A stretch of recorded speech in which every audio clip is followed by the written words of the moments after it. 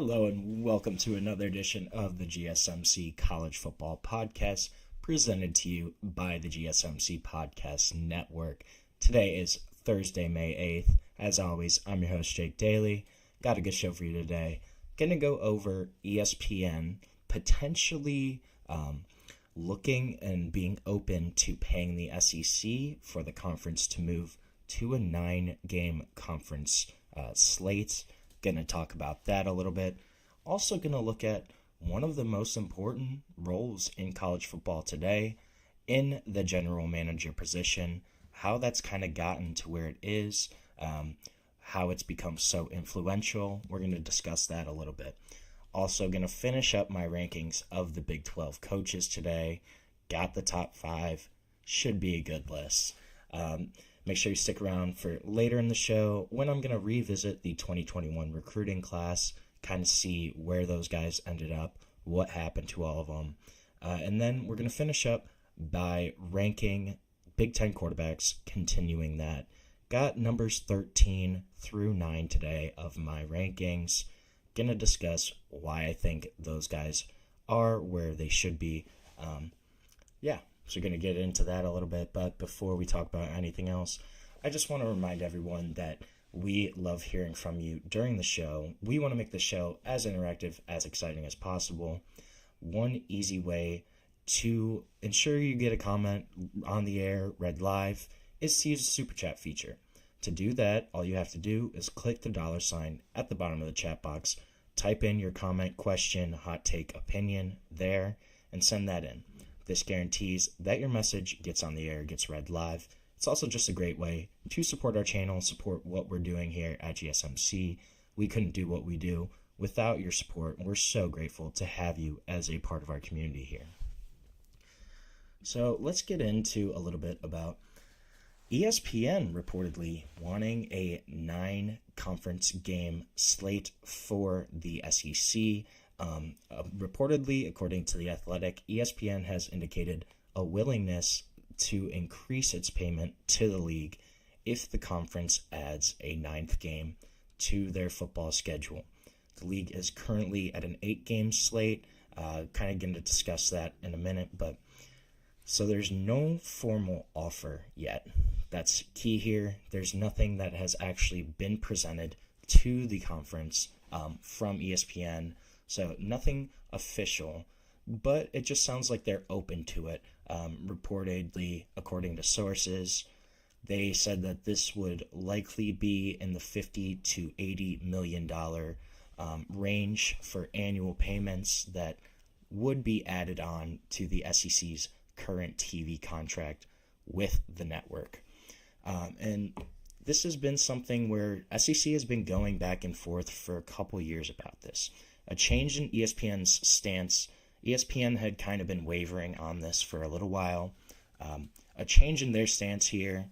It doesn't mean that the SEC is definitely going to move to a 9-conference game schedule. However, it's pretty good indicator that this is certainly a possibility, and it's something that had already been discussed in recent years within the conference of 8 or 9 games, what they were going to do. This was a big talking point during COVID. The main hurdle right now as well is expanding the league schedule. Obviously the main hurdle in expanding the league schedule, pardon my words there, is the future college football playoff format. We don't know what's going to happen. This is undecided. Likely won't be determined until at least June. And so this makes it a little less likely, even maybe impossible perhaps, for the SEC to make a decision on their scheduling format until that meeting occurs. They have some meetings later this month in Destin for the conference, but they're probably just going to have to wait on the college football playoff format, on those college football playoff meetings that are going to occur in June at the earliest, is when we're probably going to realize what's going to happen with the format. Will they expand it? But still, ESPN's willingness to up that ante is very important. This is a big development because it had kind of been one of the main sticking points among certain SEC teams and members that this was kind of their big point of resisting the push to 9 games, was that ESPN wasn't going to give them more money. Their TV contract was kind of set in stone. And so when the SEC announced that they were adding Oklahoma and Texas in July of 2021, there was a lot of momentum towards a 9-game schedule at that time. And it really kind of increased with those additions. This was a huge talking point for the league. And Greg Sankey, he was one of the guys that had privately advocated for a 9-game schedule. And then this came out later that Sankey did in fact want a 9-game schedule. He said it publicly. So the SEC commissioner has wanted to move to a 9-game schedule. But for the past 4 years, there's been enough SEC members that have expressed opposition that the conference has gone with kind of a quick fix. There's been a temporary 8-game schedule for 2024 and 2025 because of those Oklahoma and Texas additions. And these are obviously the first 2 seasons with Oklahoma and Texas in the league. And some of the concern with moving to 9 games, some of it was competitive based. So especially among teams that were kind of worried about reaching the 6-win threshold for bowl eligibility. You think of Vanderbilt here, Mississippi State at this time, Kentucky has even kind of struggled. So you think of some of those SEC schools, in the fact that competitive-wise, if they were to move and add an additional conference game, that's probably a game that those schools will most likely lose. If you replace that with a game against an FCS opponent or a group of 5 opponent, it makes it a lot more winnable, a lot more likely for those teams to reach bowl eligibility. And then there was also economic concerns, right? A 9-game schedule, this kind of means that schools could play 1 fewer home game overall every 2 years because of the odd and even. This is the same thing that's happened with the NFL as they've moved into 17 games, where 1 year a team has 9 home games, the next year they only have 8. So losing a potential home game, that hurts a lot of times, especially when you're one of those programs that you probably would have had a home game against a lower caliber opponent. Every other year, you're going to lose that home game. So that was some of the opposition as well when this has kind of been announced, the temporary type fix. And one of the other reasons that Sankey, the SEC, kind of decided on that 8 games at the time was that they hoped the first season, this past year, 2024, would encourage ESPN. They were hoping that the exposure from Texas, from Oklahoma, hopefully they have some success. They don't have 9 conference games. Obviously, Oklahoma struggled a little bit, but we saw with Texas. They had a great year in the SEC, were super competitive throughout the entire season, really showcased that they did belong in the conference. And this really kind of looks like it moved the needle a little bit for ESPN. Think of some of the games that those 2 schools were in this past year. Oklahoma and Texas, just their Red River rivalry game, that was a great game overall. Texas, their 2 losses to Georgia, both on national stages, though, kind of showcasing that program, showcasing the additions of the SEC. And then the SEC championship game between Georgia and Texas was the highest rated non-playoff game all year in the college football season. So in terms of ratings, in terms of exposure to the national audience, that really was a big plus for the SEC this year in kind of seeing what Texas could do in the conference, and just upping the profile overall. And then at least one SEC team was involved in 8 of the 10 most highly rated games during the regular season throughout 2024. 8 of the top 10. So 80% of the top rated football games this past season throughout the regular season involved at least one SEC team. So you kind of have all those factors, and they all point to ESPN willing to kind of up it and say, hey, if you give us another week of conference games, you give us one more week, look at your teams had 80% of the top 10 highest rated games in last year's season. You add another week of SEC play, that could really do something for ratings, and it could help both the network and the conference.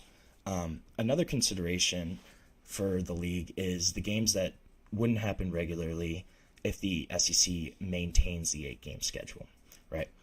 So the 8-game format currently, it only includes one permanent opponent for each team. So think of some of those secondary rivalries too that have grown into huge matchups, right? Texas, their rival would be Oklahoma. So Texas wouldn't be guaranteed to play Texas A&M every year. And that was kind of one of the big exciting points for fans for Texas joining the SEC was the fact that they were going to get to play Texas A&M every year again, renew that rivalry, which is a great long-standing rivalry in the state of Texas. They were going to keep that game, get to kind of renew that, and that rivalry had obviously faded since A&M left for the SEC 10, 12 years ago now. So you think of that game, you think of Alabama, LSU, Alabama, Tennessee, Georgia, Auburn. These are all huge rivalry games for some of the SEC schools. And obviously the schedule could kind of still be changed around if they kept an 8-game schedule.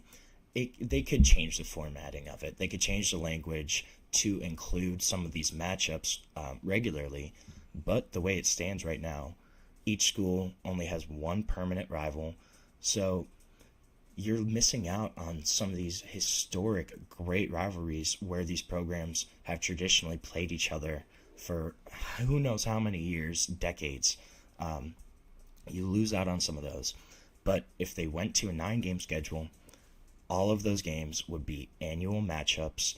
You would keep these long-standing rivalries. They'd be able to play every single year. And right now, obviously, these matchups, they were all played out last season.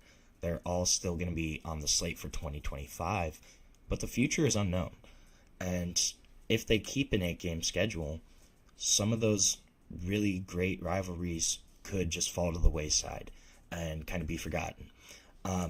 And that's kind of an unsubtle way that the SEC can show ESPN what it's missing and potentially even leverage the network for more money to be added on to this deal.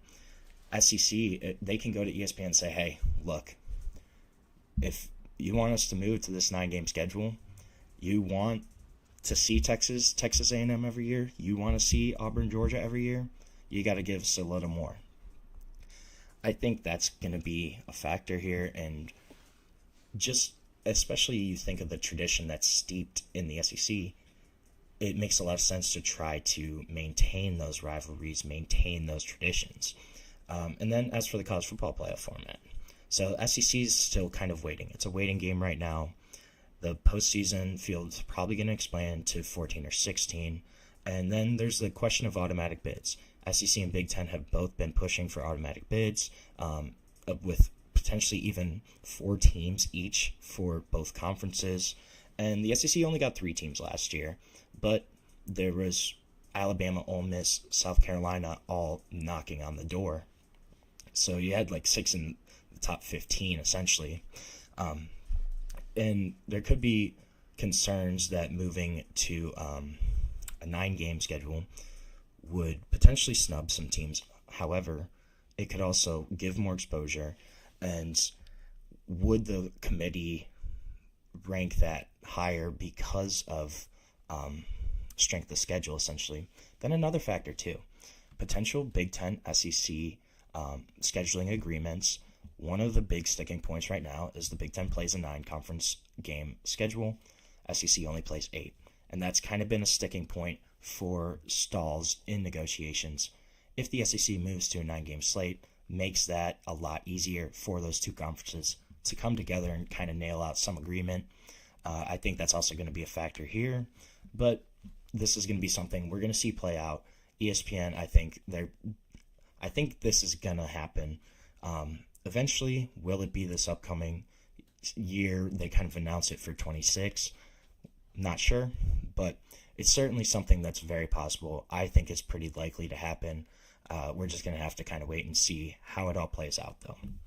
So we're going to take our first break of the show right now. When we come back, we're going to talk about the rise of the general manager and kind of how that has become such an important piece of college football. And we're going to discuss that shortly on the GSMC College Football Podcast. I feel like I'm losing my mind. Is everybody in the world blind? Please, Lord, give me a sign, a sign. I feel like I'm losing my mind. Is everybody in the world blind? Please, Lord, give me a sign, a sign. I wanna be the greatest. Everybody on the fake shit. I look around and feel like everybody is the fakest. I make this every day and I'm impatient, hoping one day I blow up from the basement. Statement, the top is so vacant. I don't hear shit that I think is amazing. Waiting for my day when I'm playing sold out shows for 1,000 faces. Hey, give me that crown, get in my way and to be put down. It ain't your place, all this my town. If I want that shit, then I'll get it right now. I'm losing it, the noose it fits. I'm losing shit, a stupid myth. You choose to live or choose to dip. You choose to fight or lose your grip and lose a gift. I feel like I'm losing my mind. Is everybody in the world blind? Please, Lord, give me a sign, a sign. I feel like I'm losing my mind. Is everybody in the world blind? Welcome back to the GSMC College Football Podcast, presented to you by the GSMC Podcast Network. Today is Thursday, May 8th. Gonna talk a little bit now about kind of the rise of the general manager position in college football, how it is becoming increasingly important. Before I dive into that, though, I just want to remind everyone, this show is all about all of you. We want to make it as exciting, as interactive, as fun as we can. And one great way to do that is comments, questions, concerns. We'd love to hear from you. One easy way to ensure that your comment or question gets on the air, gets read live, is to use the Super Chat feature. To use that, all you have to do is click the $ at the bottom of the chat box to type in your message, question, comment there. This guarantees that your message gets on the air and gets read. It's also just a great way to support our channel, support what we're trying to build here at GSMC. We are so grateful for all of you, for your support, and we're so happy that you are a part of our community here at the GSMC Podcast Network. So I want to talk about the general manager, a position that has become so important in college football. We are starting to hear more about it. In 2025, this term, this role has really become a huge point of college football recruiting, NIL, kind of the whole changing landscape. But I want to say this is not an overnight invention. Kind of the GM role, how it's developed and grown into what it has become, this has been something that's happened for nearly 20 years in the making. Going back to 2006, this is really kind of the first time we saw this role start to blossom. At Western Carolina, Jeff Collins and Matt Rule, who were assistants at that time, were kind of discussing this, and they discussed how the NFL, they have guys whose position is director of player personnel. They're like, what does this mean, kind of thing. But they're discussing, brainstorming. They said, hey, maybe we could do something like this in college football for our programs. And so the first use of that term came about in college football. In 2006, Jeff Collins gets hired as the director of player personnel for the Georgia Tech Yellow Jackets. And in this role, he wrote letters, organized phone calls, managed recruiting board, acquired game tape. And in those days, the rules permitted that only on-field coaches were allowed to formally evaluate and recruit players, but off-field staffers, they still played key roles, kind of. So Collins, he helped Georgia Tech recruit 5 players at that time outside of Georgia Tech's normal geographical footprint. They had a top 15 recruiting class in that 1 year he was there, and they haven't had one higher than 50th in the 5 years before Jeff Collins was there. Then 2007, Jeff Collins gets hired by Nick Saban at Alabama, goes over there, and he comes to Tuscaloosa. Now he had a 5-person staff.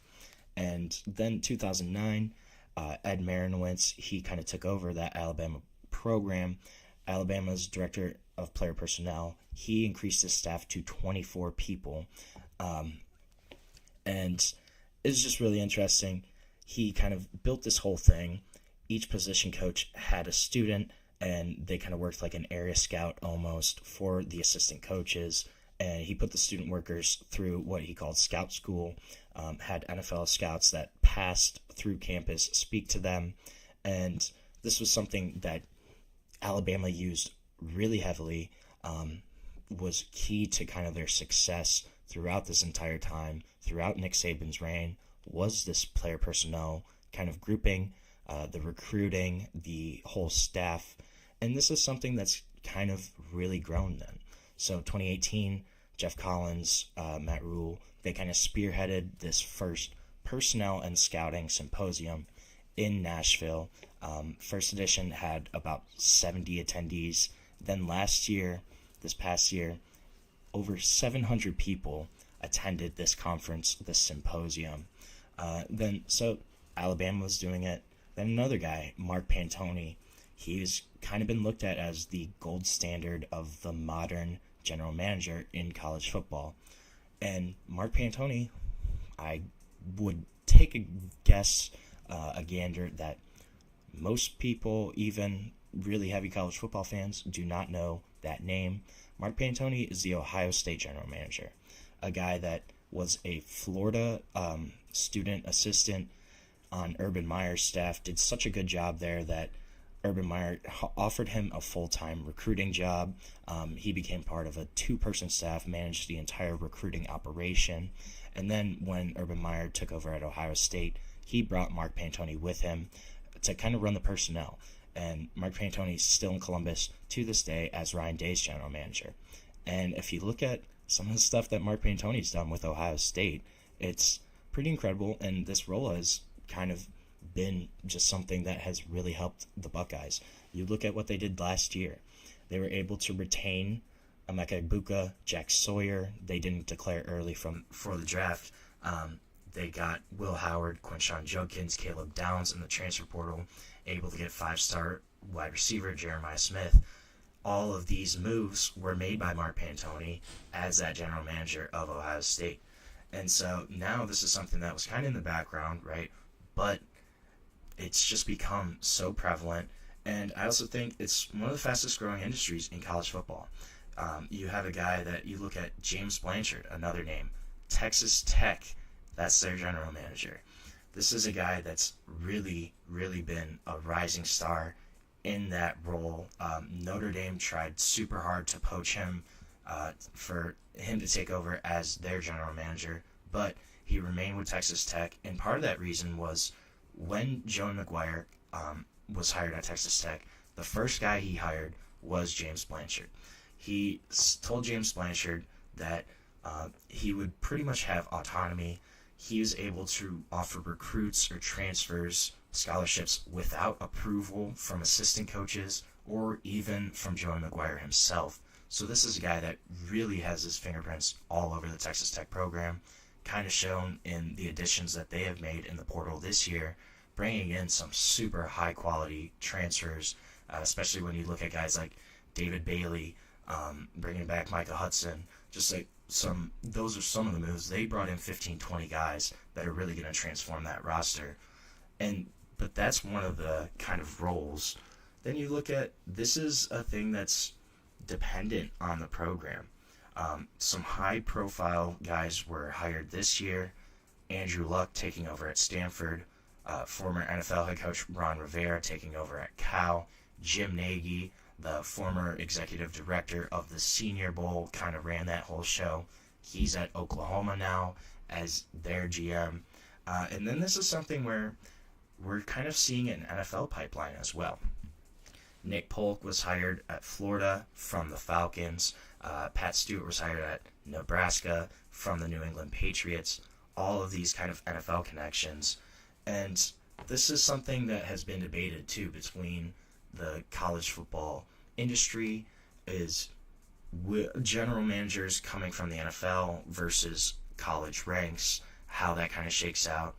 The argument, I guess, for the NFL type GMs is this landscape is changing so much in terms of NIL, trying to negotiate those contracts, in terms of retaining players, going out and getting guys in the transfer portal. These are all basically professional type moves, roles, jobs that this general manager has to kind of juggle. This is a role that pretty much every big time program needs now. They have to have a guy that's running the recruiting, running NIL, because it's just too much to handle for coaching staffs. You can't have your head coach just out there negotiating contracts. You can't have your offensive line coach saying, hey, we're going to give you $500,000. You know, that's just not going to work. It's too much on those coaches, in addition to what they're trying to do on the field in terms of actually prepping these guys for games, stuff like that on the field. They already have that role, so you can't ask your assistant coaches to kind of do all of that other stuff. It's not as clean cut as just recruiting guys anymore. It's negotiating, keeping players out of the portal, getting guys from the portal. All of that kind of rolls into this general manager role, which every program kind of really needs right now. There's kind of an argument, though, that the NFL type GMs don't really understand college football, kind of what makes it unique, the traditions, the going between programs, stuff like that. There's that argument from proponents of the more college type GMs of, hey, this is, yes, it's similar to the NFL, but again, we're super unique in our own way. We shouldn't kind of have to juggle and maintain everything that these other guys are doing. So either way, the pro to NFL to college pipeline, or vice versa, it's not slowing down at any time.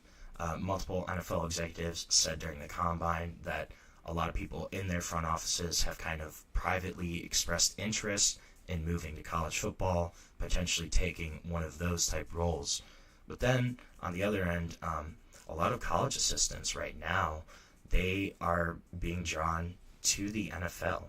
They think it's a better work-life balance, less stress on you, not juggling as many kind of different hats at one point, and it's just they can focus on what's on the field, on their meeting rooms, on developing their players, and getting them best prepared for actual game days. That's something that's super appealing right now to coaches in assistants in college programs, just because of everything they're trying to have to deal with that's going on right now in college football. This is something that's not going to slow down at any point. If anything, it's just going to keep growing, of the professionalization of the sport, of these guys really moving more towards employee types compared to student athletes. This is something that's not going to change. I think this role is just going to keep growing, keep evolving, and I wouldn't be surprised if you start seeing GMs kind of really take over, similar to what Andrew Luck is doing at Stanford. Andrew Luck has full control of that program. He's the one that fired Troy Taylor. Wasn't their athletic director, wasn't their president. It was Andrew Luck. He's the one that had that final say to make that decision. Is this something we're going to see in the future where coaches are gone, but GMs outlast them? I certainly think that's something that's very possible. And I think the influence of the general manager is just going to continue to grow as things get even murkier in the college football landscape.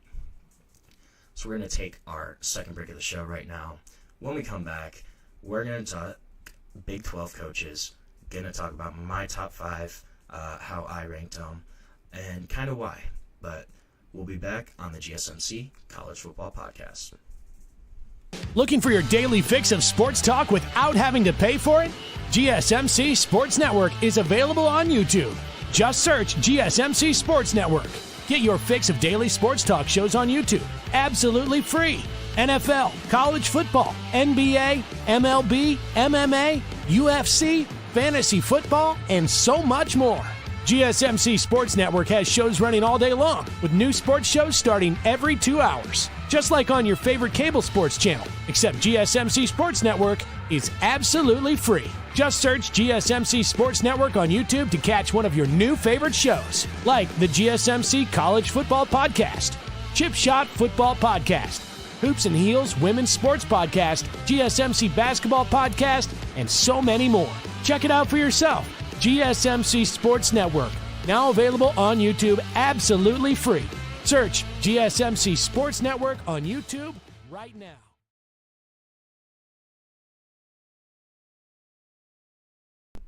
Welcome back to the GSMC College Football Podcast, presented to you by the GSMC Podcast Network. Just talked a little bit about the general manager, kind of how that role is evolving. One of the big GMs in college football right now is James Blanchard at Texas Tech. We're going to stay on the Big 12 trend and talk about my top 5 Big 12 coaches. So I've kind of ranked everybody in the conference so far, gone through that in the past few days. So if you want, go check those out. But going to get into my top 5 now. So at 5, I have a coach that USA Today said was the number 1 coach in the Big 12. I kind of disagree with that, but still a great coach. In Kenny Dillingham, Arizona State. I think he's the 5th best coach in the conference. This is a guy that has completed one of the greatest turnarounds in modern college football history when you look at what he did with Arizona State this past season. Goes back to his alma mater, takes over for a team that was kind of reeling from the Herm Edwards era, showed with his 23 season. They went 3-9 in his debut, but they were picked last to finish last in the Big 12 in 2024, a program that did not have high expectations, and they blew those expectations out of the water. They win the conference, they go to the college football playoff, they have that phenomenal game in the first round against Texas. This is a guy that has kind of brought the fire back to Arizona State. A young coach, only 34 years old, but a guy that's kind of setting himself up to have a really long, successful career at Arizona State. I could see him being there for a long time. It's his alma mater, a place that he's really comfortable at. And I also think that's a factor in why he's been so successful. He knows Arizona State well. He knows kind of the money behind that institution, knows the traditions, knows the culture. This is a place that he played at, a place that he grew up at. He kind of just knows how that program works. Slid in there right away. I think we could see something similar to what happened in Oregon, where he was the former offensive coordinator, and what Dan Lanning has done. You look at Dan Lanning, he was a young coordinator that got hired at Oregon, mid-30s too, and he's kind of turned that program around, made them set up for long-term success in the Big Ten. I could see Kenny Dillingham doing something similar at Arizona State, where Arizona State, if he recruits well, he can kind of sell guys on what makes them unique. He's a guy that they can look up and say, hey, this dude's been successful. Even if he didn't have a successful NFL career, this is a guy that's been successful in college football, a guy that can help us kind of get to the next level, and a guy that is also just a really great coach. His offensive scheme is awesome. The way he kind of sets up his players for success, some of the play designs that he has are really creative. A guy that is going to continue to grow and evolve, especially as he gets a little older, starts to learn some of the nuances of being a head coach. You know, game clock management, critical decisions in key moments, stuff of that nature. This is something where he can really grow as he kind of gets older, matures in that head coach role. there's a ton of upside for Kenny Dillingham, and I think he's one of the guys to really look out for as a rising star as a college football head coach. At 4, it's another guy that has led the program where he went to school, Kalani Sitake, BYU. This guy's a great coach overall. Took over his alma mater when BYU was kind of navigating its way as an independent, when there were a lot of question marks of what would happen to them, where they were going to end up. He's able to raise their profile. They get into the Big 12, and they didn't have a great 23 season in their first year, but gets back to kind of those winning ways in 2024. Went 11-2 last year at BYU. They were really close to the college football playoff, only a couple plays away. A team that was consistently in the top of the rankings in projected brackets kind of throughout the entire season. And BYU is a place where Sitake, he knows the culture. He can build up that program. They're back to maintaining their winning ways. They have had 7 bowl appearances in his 9 seasons there. An impressive 45-18 since 2020. So this is a guy that has built them into a 9-10 win team every year. Really successful. And if they can kind of continue raising that profile, especially when you look at some of the moves they've made on the basketball end is really interesting. Have a huge clash coming in on basketball. If they can kind of maintain that, and just in terms of raising the overall profile of the university, this is a place where I think Sitake is going to have consistent success. It's a program that he has maintained really well, able to kind of keep guys in from transferring. They haven't had a lot of transfers out, and has gotten players to kind of play up to their potential. BYU isn't a place that's really bringing in a lot of high-profile recruits, but they did pick up a huge tight end in the 2025 class. That's their highest recruit to date. So kind of on the up and up in terms of recruiting, in terms of staying consistent, and a lot of that is due to what Kalani Sitake has kind of built there. I think he's the 4th best coach in the league, a guy that I don't think he's going to lose anytime soon. BYU, I think they're going to be at least bowl eligible pretty much every year that he's there, besides maybe a down year here or there. Chris Kleeman, he's my number 3 head coach. Kansas State, a guy that really goes under the radar. And Kansas State, just in general, a program that is always under the radar. All Chris Kleeman knows is success. He's had winning seasons every year, but one season since he started at North Dakota State as their head coach in 2014. Has had a 48-28 record in 6 years at Kansas State. Kansas State, every year, they're consistently in the title picture. They won the league in 2022. Last year was considered a down year for them, and they still won 9 games. They still won 9 games for the 3rd season in a row, and they're just a really well-coached team. Chris Kleeman knows how to get his guys to play. He knows how to win football games, and he's continued to do that at Kansas State. And when a down year is 9 wins, that's a really good indicator that you're in a great spot as a program. And under Chris Kleeman's direction, they have just continued to kind of thrive. Avery Johnson, one of the best quarterbacks in the Big 12. I'm really curious to see how Kansas State does this year. I think they're certainly in the title picture for sure. This is a team that I don't count out at all, pretty much in any game, just because at any given moment, Chris Kleeman can get his guys to play up to their level of competition, and they can beat pretty much anyone on a given day. I think that's a big testament to kind of what he's built there in Manhattan, Kansas, in that program of being consistent, not having a losing season. I mean, the guy has had 9 wins 3 years in a row. Kansas State, not a place where you're going to pull in a lot of high-profile recruits. You have to kind of work with what you're given, and Chris Kleeman has done that to the max, and really kind of capitalized on the strengths of Kansas State to make them a perennial Big 12 contender. That's a guy that's done a great coaching job, and I really respect kind of what he's done for Kansas State. My number 2 coach in the Big 12, and until he's gone, I think he's always going to be consistently up here, is Kyle Whittingham from Utah. Another name that really flies under the radar, doesn't get brought up a lot in national conversation, but think about what he's done in Utah. He's been there since Urban Meyer. He's turned them into a perennial power. They always have a tough defense. They have a strong identity every single year. You kind of know at least what Utah is going to look like on the field.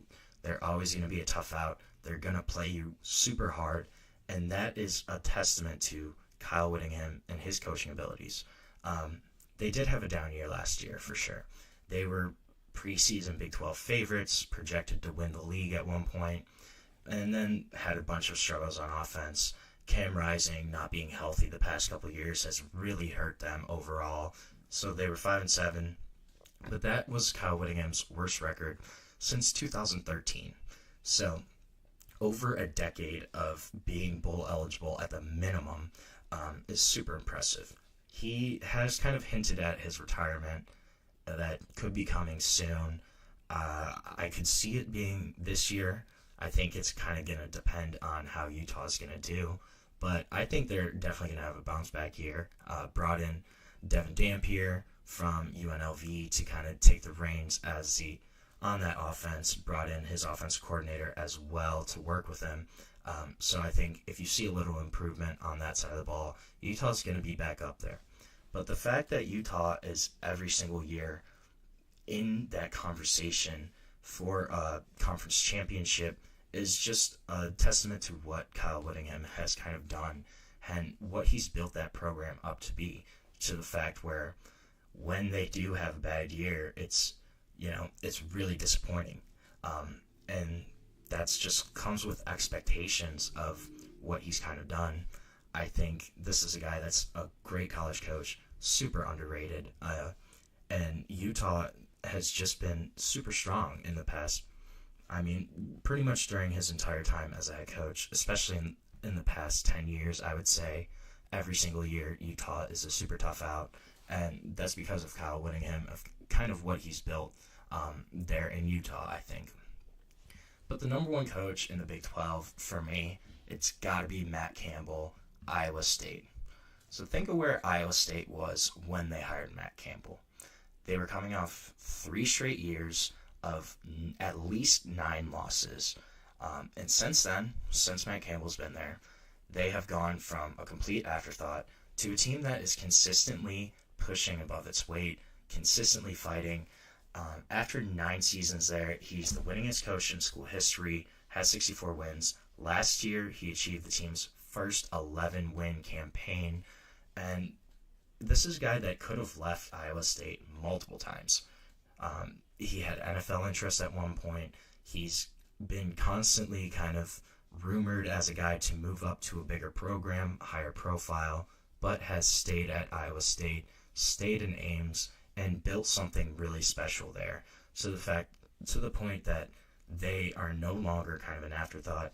They do still kind of have some down years under Matt Campbell. I think that's more of just the kind of the talent in the program that is where this is a program you have to have guys that you develop for a couple years and they kind of blossom as juniors, seniors. So, every year, every couple of years, you're going to have a year where you had a super heavy upperclassmen team, all those guys leave, then you have a really young team the next year, and it could be kind of a struggle. That's just the place where Iowa State is.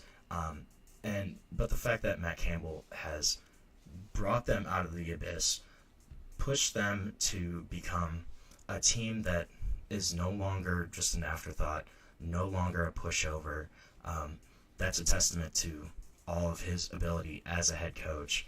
I think it's incredibly impressive what he's kind of built there in Ames, and just where they've come from to where they've gone is a huge, huge testament to Matt Campbell and to his coaching staff overall there. So we're going to take our second break of the show right now. When we come back, I want to look at the 2021 recruiting class kind of see where some of those guys ended up, who's gone, who's still in college. There are a couple, but we're going to get on into all of that when we come back on the GSMC College Football Podcast.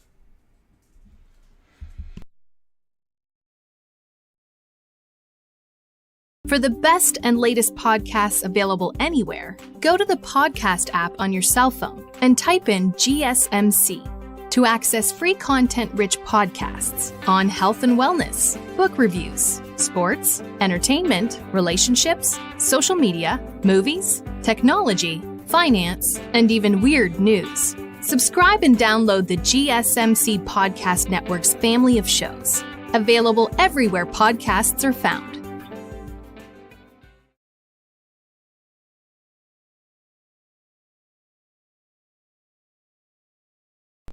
Welcome back to the GSMC College Football Podcast, presented to you by the GSMC Podcast Network. Just talk some Big 12 coaches, gonna switch gears and talk about the 2021 recruiting class and where some of these guys have kind of ended up. And I first want to go over just kind of some of the stats. So, in total, 140 recruits from the 21 cycle have been drafted over the past 2 seasons. That includes 23 first-rounders. So a class that had a lot of guys that ended up having success. There are still a couple that have eligibility returning for their 5th year of college football this upcoming season. In all, 70 players from this class were taken in the first or second day of the draft over the past 2 years. 25 of those were former top 100 recruits, so not a bad hit rate. Especially when you consider kind of what a crapshoot recruiting can be. Evaluating prospects at the high school level can be really tough sometimes, considering just where they're from, will the production translate, all of that factors into recruiting and some of the misfires. But so, look at the top 10 recruits. So, number 1 was Quinn Ewers. Quinn Ewers, obviously, one of the most hyped quarterback prospects of all time, a guy that was a perfect rated prospect by a couple different sites. I think 24/7 had him as a 100 overall ranked prospect, which is incredible. That doesn't really happen ever. So this was a guy that had huge expectations, went to Ohio State originally, early enrolled, transferred back to his home state and played at Texas. A guy that had a lot of success there, but fell all the way to the 7th round. Frankly, I was shocked that he fell that far. I thought he was a 3rd or 4th round quarterback. But a guy that still has talent, still kind of showcased what he can do as a quarterback. I could argue, I think most people kind of say that his career was a little disappointing as a college quarterback. He obviously was a starter for multiple seasons, had kind of glimpses where he showcased that talent, but never put it truly all together. Never lived up to his fullest potential, I would say, as a quarterback, but a guy that was still an impressive starter for Texas. I was surprised that he fell that low. 7th rounder, though, for the number 1 overall prospect in that class. Number 2 was Corey Foreman. Corey Foreman, of this top 10 list, he's kind of one of the only ones that didn't really hit. It was a big deal when he signed with USC over Arizona State, Clemson, Georgia, LSU. That was kind of his final list. But a guy that didn't really produce at USC, only had 2.5 sacks in 3 seasons there, landed at Fresno State last year, and actually had a decent year last year. Had 24 tackles, 3 sacks, 3 forced fumbles, only made 1 start for Fresno State, but a guy that is going to play again for the Bulldogs this upcoming year. One of the only, I would say, misses of this top 10 list. So then you look at number 3 was J.C. Latham, Alabama. Obviously, first rounder in 2024, was the 7th overall pick.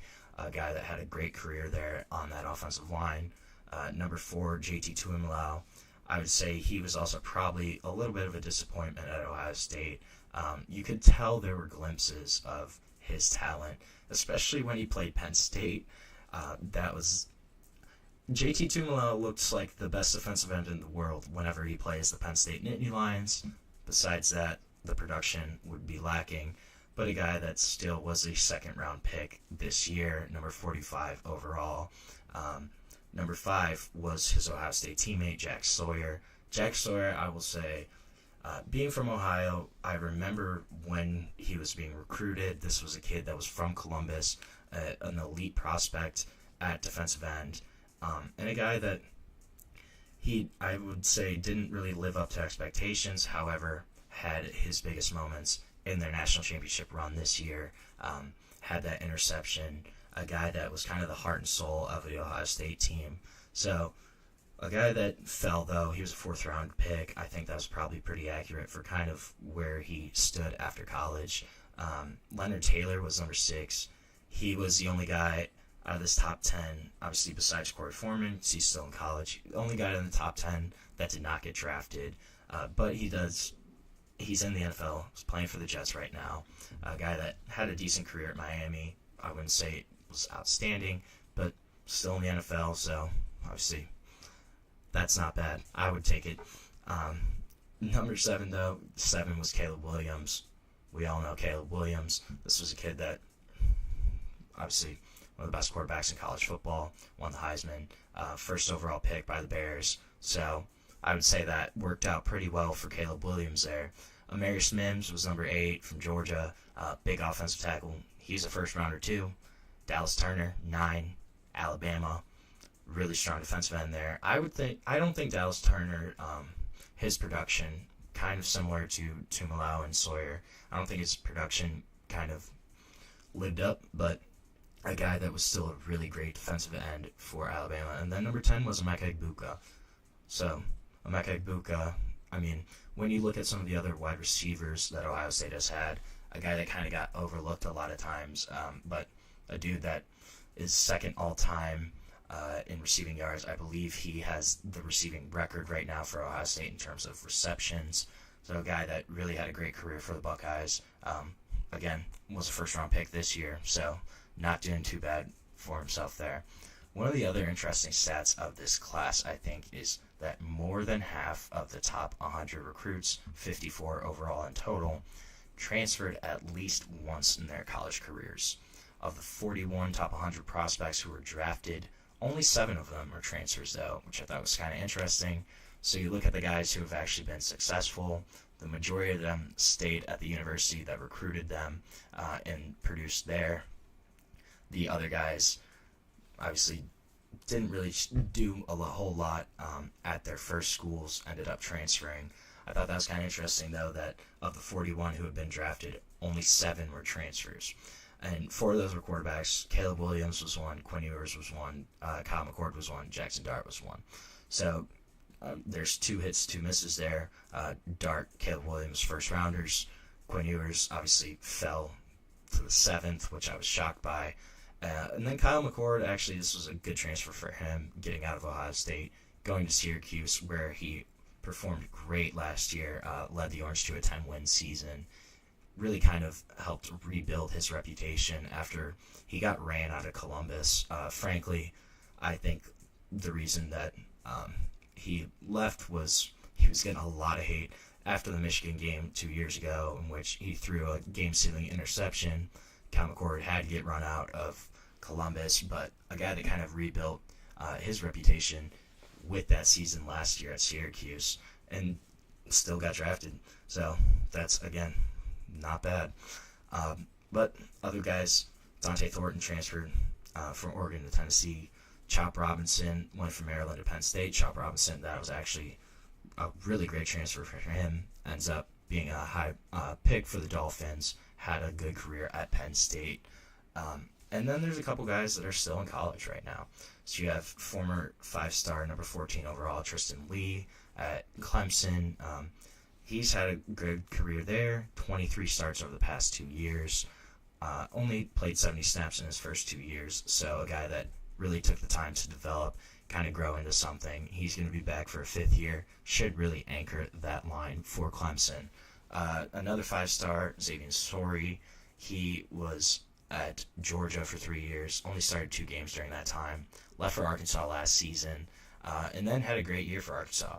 Led the Razorbacks in tackles, had 99, had 9.5 tackles for loss, 2 sacks, so really kind of showcased that talent was still there. Sage Ryan is another guy, went to Clemson originally, started 21 games for the Tigers over his time there, but left for Ole Miss in the winter transfer portal. A guy that should play a really big role for Ole Miss as they're trying to rebuild that cornerback room right now, and a guy that could have another great year. And then Keyshawn Silver is the last 5 stars still in college. He's a guy that signed with North Carolina, didn't start a game in 2 years there. Then he went to Kentucky, started 23 games over 2 seasons there, and then he's now at USC. So I think those are a couple guys. Xavier Story, I think, definitely has potential to get drafted next year. I think Sage Ryan does as well if he has a great year. So those draft totals could go even higher when we kind of look at this next season after pretty much this whole class is gone, is out of eligibility. It's going to be interesting to see kind of the total numbers. But overall, this was a really successful draft class. When you have 140 guys overall from that draft class get drafted, I think that's a pretty good indicator of the talent level in that recruiting class. But 21 was certainly interesting. Quinn Ewers didn't live up to expectations. Caleb Williams surpassed them. It's kind of shows, though, what a crapshoot recruiting is, how it can change on an instant, how evaluating talent is a super difficult thing to do. And even the guys that do it every day sometimes get it wrong, but there's also the hits there too. So we're going to take our last break of the show right now. When we come back, we're going to talk some quarterbacks. Going to continue with my rankings of the Big Ten quarterbacks and kind of where I think some of those guys land in that list. But we will be back on the GSMC College Football Podcast.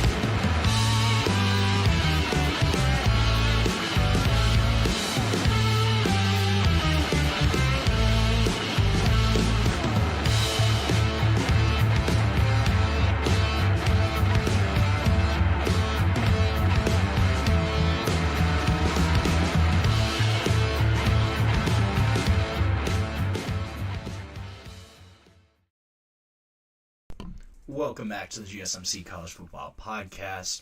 Just discussed the 2021 recruiting class, including former number 1 overall recruit Quinn Ewers, who started his career at a Big Ten university program in Ohio State.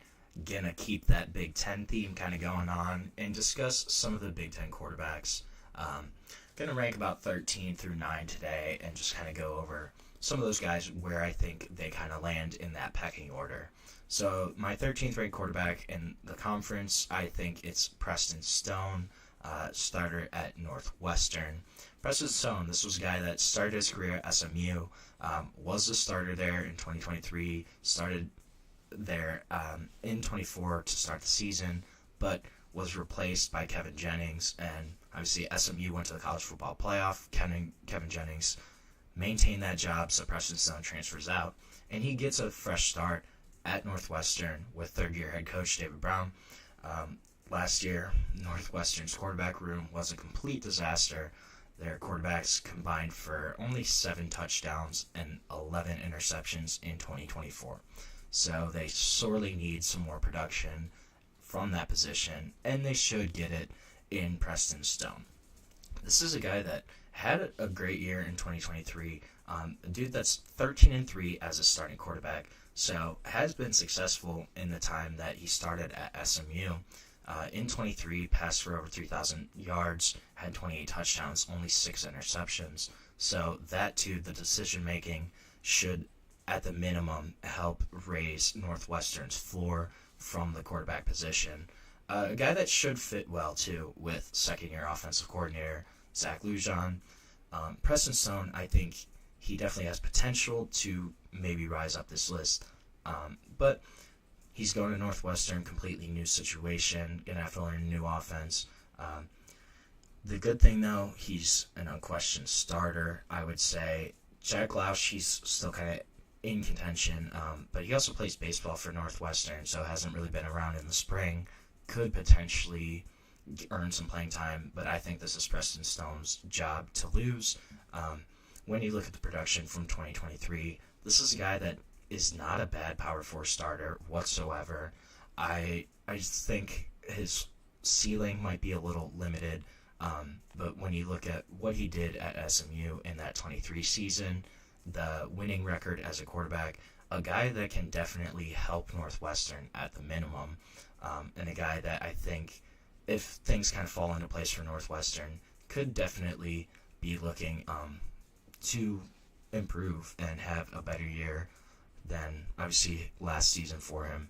But potentially even 2023, it's a guy that has a little more potential, could do well at Northwestern. Number 12, I think USC starter Jada Maeva. This is a nice spot for him to kind of slot in. This is a guy that has had 15 career starts. He had 4 starts at USC last year, started 11 games at UNLV in 2023. Had an okay season for USC. They kind of struggled overall on the offensive side of the ball. This is a pivotal year for Lincoln Riley at USC. USC, they're only 15-11 the past couple years. They really struggled in the Big Ten last season. The one thing with Jade Maeva, he is going to have to improve his passing completion percentage. Last year, only 59% of his passes were completed, and this is something that he did look better in 2023 when he kind of had a full season to start. His completion percentage was around 63-64 in that season.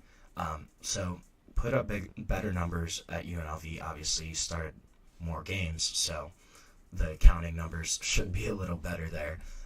But a guy that had a better completion percentage in a full season was the low percentage last year, potentially because of just not getting enough playing time, not adjusting as well, or was it potentially just because of the Big Ten level of competition, the jump up? I think that's certainly a question mark for Jade Maeva, but a guy that has shown he can play at times. Against Notre Dame, he started, really showed up in that game, had 3 touchdowns, had 360 passing yards, a lot of moments where he kind of showcased that talent, but he also had 2 interceptions. So still the decision-making, making smart passes, that's a big question mark for Jaden Maeva. But a guy that is 6'4", big passer, athletic, moves better than he kind of looks, and he's going to have to show that he can fully adjust to the Big Ten level.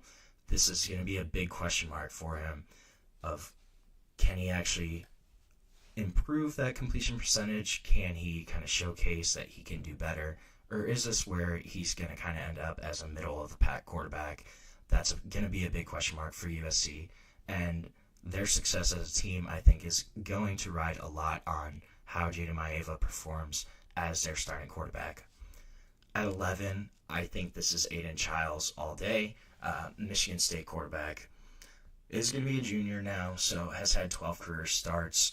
A guy that came over with Jonathan Smith from Oregon State, was with him as a freshman there, then transferred over last year, started pretty much the entire year. He had a bumpy year as his first year as a starter, but there were times where he kind of flashed why Jonathan Smith likes him so much. Had some playmaking skills that he really kind of showcased at times, but struggled a lot with turnovers last year. He was 13th in the Big Ten with 2,400 passing yards. He also threw a conference high 11 interceptions, though. So that's going to be a big thing here is, can he cut down on that interception total? Can he make better decisions as a passer? Another big thing to look at here with Aiden Childs is the Spartans allowed 36 sacks last season. It was the most in the Big Ten. He's going to need better protection. If he gets better protection, will he kind of really blossom into more of a high-level starter. If he can get better protection, cut down on those interceptions, that's certainly very possible, I think, for Aiden Childs. But those are going to be the big question marks around him. That's why I kind of have him ranked where he is right now. At 10, I have Julian Sand from Ohio State. Wasn't really sure where to put him. This is a kid that has not started at all for Ohio State, super young, and still hasn't been named the starter. Could be Lincoln Keenholz. It really, really sounds like it's going to be Julian Sand. I think it's going to be Sand, just in terms of potential. This is a kid who's a redshirt freshman, obviously transferred from Bama after Saban left. Was a 5-star coming out of high school, though. A kid that was the MVP of the 2023 Elite 11 finals before his senior year. Has showcased his talent during his high school career, had almost 8,000 passing yards during that time, had 85 passing touchdowns as a high school starter. So a guy that really has high potential. I think if you get him in that offense with Jeremiah Smith, Carnell Tate, Brandon Ennis, it's going to be really interesting to see. I think he could thrive there. But, again, it's going to be a first-time starter. Doesn't really depend on who it is. Still kind of the same question marks, regardless of if it's Julian Sand, Lincoln Keenholz, of the inexperience, stepping in as a full-time starter. How will they kind of adjust? But Ohio State is a great place to really try to maintain, develop that profile as a starter. Then I think getting into the single digits now, I have Iowa's quarterback Mark Gronowski, a guy who I also wasn't really sure where to rank. This is on the other end of the Julian Sand experience. This is a guy that's ultra experienced. 55 career starts at South Dakota State. Just transferred in this year to Iowa. Should take over as a starter there. But a guy that took South Dakota State to 2 national titles, won 2 titles there at the FCS level. It was a guy that was the FCS Athletic Director's Offensive Player of the Year in 2023. Phil Steele's FCS Offensive Player of the Year in 2023. AP FCS All-American First Team 2023. Kind of struggled a little bit last year, but South Dakota State still won 11 games. So I think that's still a pretty successful season. And then also, this past year, he rushed and passed for touchdowns in each of the first 6 games of the season, finished with 8 games total where he had both a passing and rushing touchdown. So gives them a little more of a dual-threat offense. This is probably the best quarterback that Iowa's had, and I don't even know how long. In terms of potential, a guy that can step in right away, give them an experienced option, a guy that can really jump up this list, I think, too. I think I kind of ranked him a little low just because we don't know how he's going to adjust to the Big Ten. We don't know, will that jump in competition will affect him, but a guy that has showcased his talent at the FCS level, a guy that's super impressive, 93 total touchdowns, 20 interceptions during his career there, and a guy that can step in and give Iowa something that they desperately need from the quarterback position in a playmaker and a guy that can do a little more than what is asked of him. That's going to be Mark Gronowski. I'm excited to see him in an Iowa Hawkeyes uniform this year and kind of where that could all end up. So we're going to end our show for today. Thank you so much for tuning in to the GSMC College Football Podcast. Please remember, subscribe, like, follow the show. If you want, you can also go to, I blanked there, TikTok, Facebook, Instagram, Twitter for more sports content, more sports updates that you love. Thank you so much, and have a great day.